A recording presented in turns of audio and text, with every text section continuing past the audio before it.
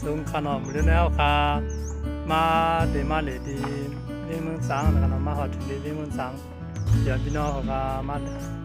เด็ดด้วยนะครับเรื่องเมืองสังนะครับเรื่องเมืองสังก็จะเป็นเรื่องเรียกว่าแค่ขนมต้องก็เต็มโป๊ะใหญ่ขนาดนะครับที่นี่ก็ต้องเรียกว่าจะเป็นนามีไว้นะครับต้องเรียกว่าจะเป็นในกัดในเวียงใช่ไหมครับในกัดที่บนขายโค้ใช่ไหมครับนะครับแล้วนี่ก็จะเป็นลักไพ่ลักสัญญาณนะครับยังนำไปยังครับมันดังมากนะมันจะเป็นดีน้อยดีน้อยใช่ไหมครับแต่หมายที่เขานะครับนะครับแล้วนี่ก็จะเป็นเส้นดังลงนะครับนะครับเส้นดังลงครับมันก็จะเป็นหมู่บ้านนะครับกองตั้งนานนะมันเป็นบริษัทนะเป็นมดเจียงนะครับคำว่าขาดใจบันดีเก่งๆมาเนาะนะครับด้วยจำมันครับเนาะอ๋อเนี่ยก็ได้เป็นกล้องมูเนี่ยครับเนาะข้างบนก็ได้เป็นต้นไม้หยองมีไว้เนี่ยครับเนาะ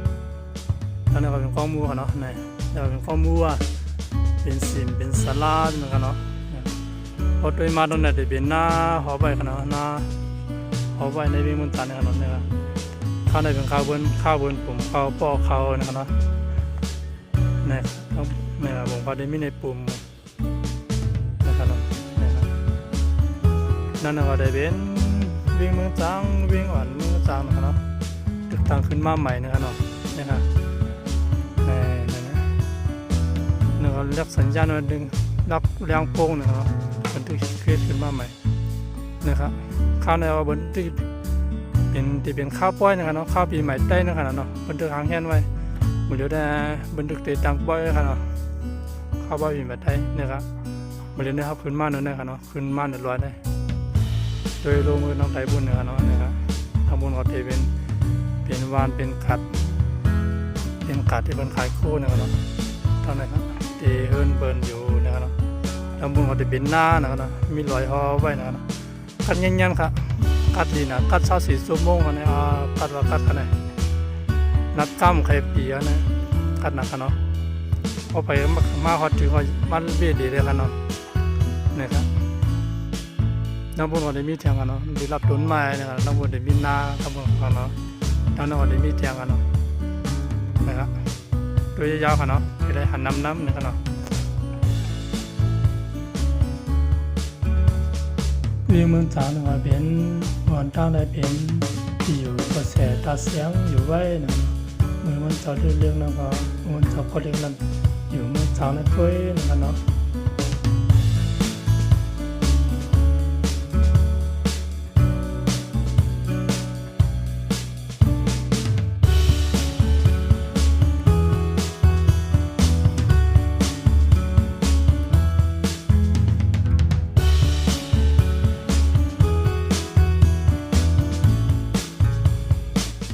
ออกดังตรงก็ได้เป็นวันหูวิ่งที่นั่นกันเนาะวันลอยวิ่งวันลอยวิ่งขังที่นั่นกันเนาะเนี่ยครับวันก็นำหนาเนาะชื่อวันได้นำหนาครับที่ยันเป็นเรียกมุ้งขึ้นมาเนี่ยก็เป็นตั้งขึ้นมามันเนี่ยนะครับคืนกันเนื้อปุ่นต้องเนื้อปุ่นก็ได้มีกองมูตัวเป็นยองนั่นกันเนาะอันพี่น้องก็เลยด้วยขันขำใครนั่นกันเนาะนายก็ได้เป็นตั้งลงมันเนี่ยเนาะตั้งปุ่นก็ได้เป็นเวียงอ่อนเมืองช้างยิงเมืองจางนึงขนาดเนาะอ่อนความจ้างอ่อนความบ้างขนาดเนาะก็ว่าใหญ่กันเนาะพออยู่พอกินขนาดเนาะพี่น้องคนนึงเอาไว้กินขันให้ขันหน้านั่นขนาดเนาะนะครับ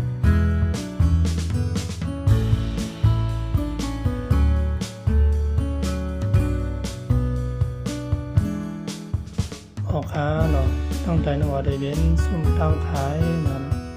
เนี่ยครับได้เป็นซุ่มตั้งขายปังเลนยังไม้เนี่ยเนาะตรงนั้นเนาะทางบนก็จะเป็นหน้าเนี่ยเนาะข้างวันเหรียญไม้เนี่ยก็ตึกกัดอยู่กันนะกัดด้วยเสียๆเนาะกัดว่ากัดอยู่กันเมืองไต้เนี่ยเนาะ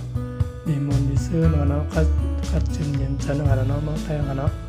เนี่ยครับที่เป็นเตียนพ้องบนฮับปีใหม่เนี่ยเนาะคนนิดปล่อยปีใหม่ใต้เนี่ยกันเนาะเนี่ยครับต้องบอกว่าเป็นหมู่บ้านเป็นเส้นทางลงนะเป็นหมู่บ้านต้องบอกเป็นหน้าต้องบอกว่าเป็นร้อยนะสภาวะเมืองเขาห่างเดียดเท้าไว้อยู่นะครับเนาะโดยยาต่ำกันเนาะตั้งแต่นั่งก็ได้เป็นที่เพิ่นจามแห่งกันนะครับเนาะ จำแห้งเรียนแห้งจันเจอเคกันเนาะที่เนี่ยก็เป็นที่เป็นพัดหมากเนาะพัดหมากพัดปียาพัด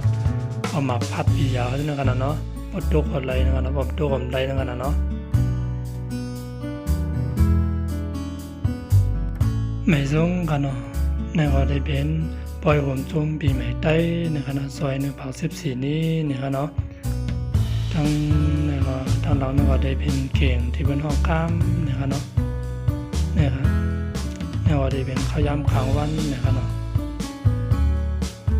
ที่เป็นห้องข้ามที่บนการขนาดเนาะที่ทางใต้เนี่ยก็ได้เป็นที่บนขายนั่งขายเนี่ยขนาดเนาะน้องคนมาปล่อยเขาแต่ให้มาเหลียวเขามาเหลียวอะไรอย่างเนาะทางเราเนี่ยก็เป็นขิงห้องข้ามเนี่ยเนาะ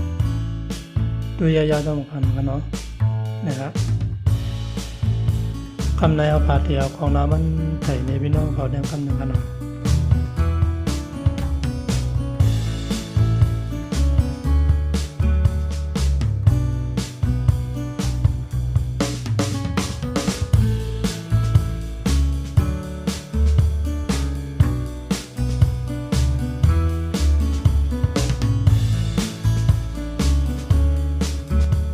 คำในเอาพามาไถ่ในพี่น้องเขาต้องได้ในเที่ยวนะครับเนาะ